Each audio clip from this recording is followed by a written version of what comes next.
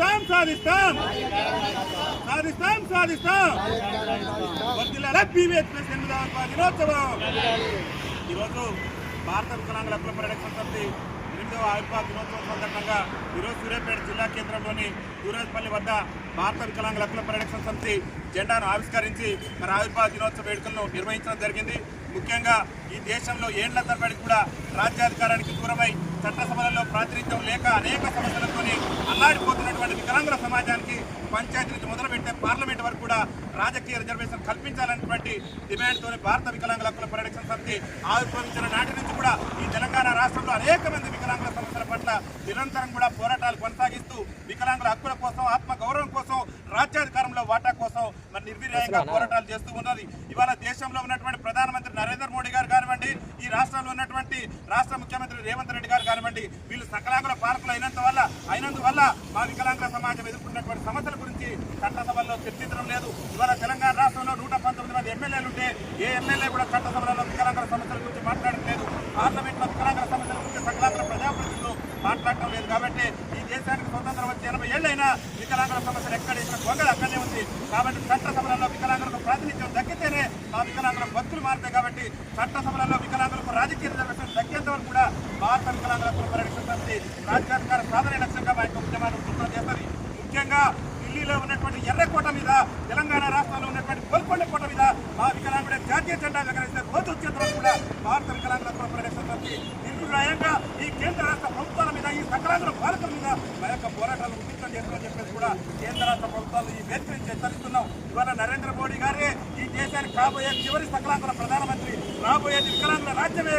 వికలాంగుల రాజ్యాధికారాన్ని సాధించి రాష్ట్ర ఈ దేశానికి ప్రధానమంత్రి కాబోయే రోజులు దగ్గరలోనే పడ్డ ఆ విధంగా మా యొక్క ఉద్యమ కార్యాచరణ ఉండబోతుంది. తెలంగాణ రాష్ట్రంలో కూడా అనేక హామీలు ఇచ్చి వికలాంగుల సమాజాన్ని నమ్మించి వికలాంగుల ఓట్లను పొందగొట్టి వికలాంగుల ఓట్లతో ఇవాళ రాష్ట్ర ముఖ్యమంత్రిగా తెలంగాణ అవుతున్న రాష్ట్ర ముఖ్యమంత్రి రేవంత్ రెడ్డి గారు కూడా ఖబర్దార్. ఈ 8వ ఆవిర్భావ దినోత్సవ వేడుకల నుంచి రేవంత్ రెడ్డి గారికి మేము సవాల్ చేస్తున్నాం. నువ్వు వచ్చినాక అనేకమైనటువంటి హామీలు ఇచ్చి మా ఓట్లతో గద్దెనెక్కి మా వికలాంగుల జాతి బిడ్డల సమస్యలు విస్మరించినావు.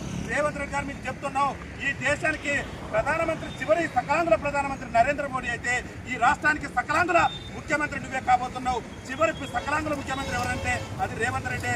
రాబోయేది తెలంగాణ రాష్ట్రంలో గోల్కొండ కోట మీద జెండా ఎగరబోయేది మా వికలాంగుల సోదరుడే. ఆ దిశగా భారత వికలాంగుల హక్కుల పరిరక్షణ సమితి రాజ్యాధికారం కోసం ఎంతటి పోరాటానికైనా, కేంద్ర రాష్ట్ర ప్రభుత్వాల మెడలు ఉంచడానికైనా సిద్ధంగా ఉండి మా యొక్క లక్ష్య సాధన కోసం రాజకీయ రిజర్వేషన్ సాధించడమే లక్ష్యంగా మా యొక్క ఉద్యమ కార్యాచరణ ఉండబోతుంది.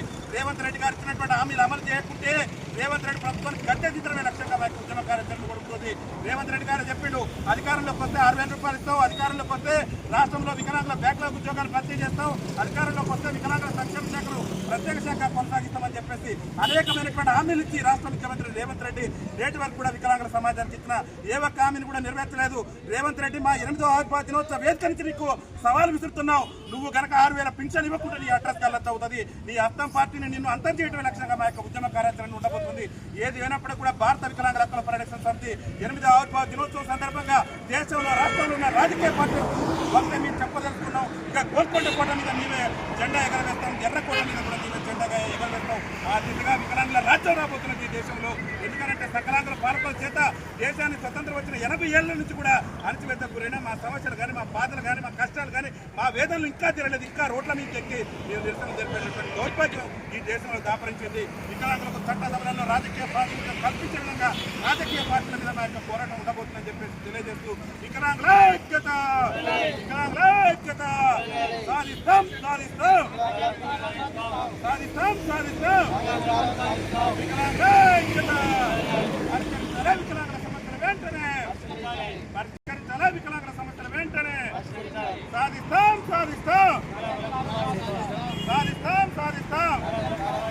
సమావేశంలో పాల్గొన్నటువంటి రాష్ట్ర ఉపాధ్యక్షుడు పొట్టూరు ఇదే బాబు గారికి, అదేవిధంగా సంఘం సీనియర్ నాయకులైనటువంటి కొండ సైదుల్ యాదవ్ గారికి, సంఘం జిల్లా సీనియర్ ఉపాధ్యక్షులైనటువంటి గుండు శ్రీనివాస్ యాదవ్ గారికి, గుండు శ్రీనివాస్ గౌడ్